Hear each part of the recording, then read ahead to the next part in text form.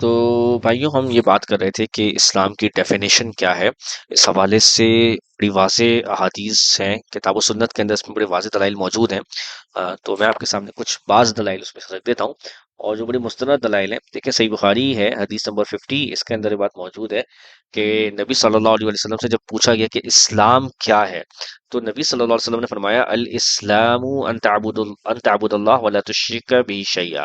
ٹھیک ہے، کہ اسلام یہ ہے کہ تم اللہ کی عبادت کرو اور اس کے ساتھ کسی کو شریک نہ بناؤ. یہ بہت کلیئر ڈیفینیشن ہے اسلام کی. اس میں اور بھی صفات بیان ہوئی، لیکن پہلی اور بنیادی شرط کیا ہے کہ اللہ کی عبادت کرو اور اس طرح کرو کہ اس کے ساتھ کسی کو شریک نہ کرو. یعنی کفر و شرک نہ کرنا، یہ ایکچوئل میں اسلام ہے. اور اسلام میں وہ آدمی داخل ہوتا ہے جو کفر و شرک سے اپنے آپ کو بچا لیتا ہے اور پاک ہو جاتا ہے. یہ بہت کلیئرلی بتایا گیا. لا الہ الا اللہ کا مطلب بھی یعنی ہم اللہ کے علاوہ کسی کو الہ نہیں مانتے، اللہ کے ساتھ کسی کو شریک نہیں کرتے، اس کی عبادت میں کسی کو شریک نہیں کرتے، یعنی کوئی عبادت کے لائق نہیں ہے. اور عبادت کی میننگس میں بھی یہی آتا ہے کہ کسی کے آگے عاجزی نہ کرنا، تذلل اختیار نہ کرنا، یعنی اللہ کے علاوہ کسی اور کے آگے یہ چیزیں نہ کرنا. ٹھیک ہے، تو یہ امپورٹنٹ ہے. اور اس کے علاوہ ایک اور بھی اس کی بھی اور بہت ساری دلائل ہیں. ویسے تو میں مختصر کچھ دلائل رکھتا ہوں آپ کے سامنے. اسی طرح صحیح مسلم میں حدیث نمبر 491 ہے، یہ آپ دیکھ سکتے ہیں. اس حدیث کے اندر بھی یہ بات موجود ہے کہ نبی صلی اللہ علیہ وسلم نے باقاعدہ وضاحت کے ساتھ فرمایا کہ انشاءاللہ میری امت کے ہر اس فرد کو میری شفاعت پہنچے گی جو اس حال میں فوت ہوا ہے کہ وہ اللہ کے ساتھ کسی کو شریک نہیں کرتا. یہ صحیح مسلم حدیث نمبر 491 کے اندر یہ بات موجود ہے. تو یعنی جو شرک نہیں کرتا اس تک وہ یعنی اسی کی شفاعت ہوگی. یہ کلیئر بات ہے صحیح مسلم کے اس حدیث کے اندر. ٹھیک ہے، یہ آپ دیکھ سکتے ہیں صحیح مسلم کی حدیث نمبر 491 میں. اچھا، یہ صرف ایک جگہ نہیں ہے، یہ بات بے شمار مقامات سے بے شمار دلائل ہیں اس کے اوپر. ٹھیک ہے، اسی طرح آپ دیکھیں صحیح بخاری حدیث نمبر ہے 4476. ٹھیک ہے، اس میں بھی یہ بات ہے کہ جب جو چوتھی مرتبہ جب شفاعت ہوگی، چوتھی مرتبہ جب شفاعت ہوگی، تو نبی صلی اللہ علیہ وسلم فرما رہے ہیں جب وہ واپس آئیں گے تو فرمائیں گے، یعنی اللہ تعالیٰ سے عرض کریں گے کہ اب جہنم میں کوئی بھی باقی نہیں رہا سوائے ان کے لیے جن کے لیے قرآن میں ہمیشہ ہمیشہ کے لیے جہنم میں رہنا ضروری قرار دیا گیا ہے. یعنی جن کو قرآن میں یہ بات کہی گئی ہے، یہ مفہوم بتا رہا ہوں میں، آپ اس روایت کو پڑھ لیجئے.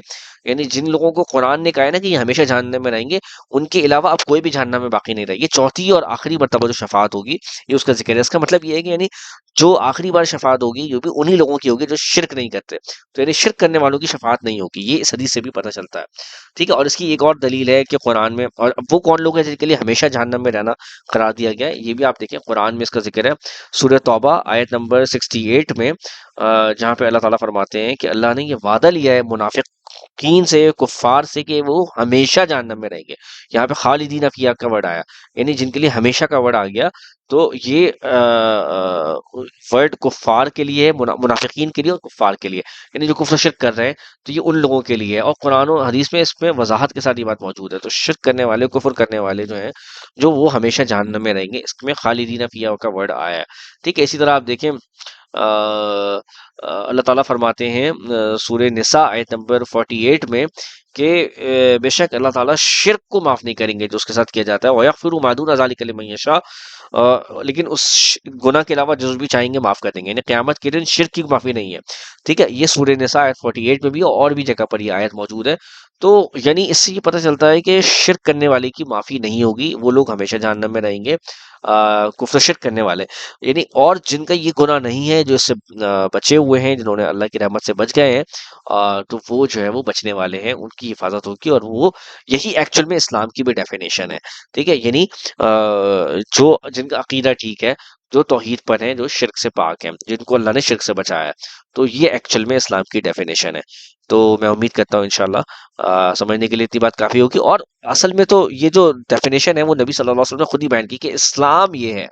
اسلام یہ ہے کہ یہ خالص کہ تم اللہ کی عبادت کرو خالص، اور اللہ کے ساتھ کسی کو شریک نہ بناؤ.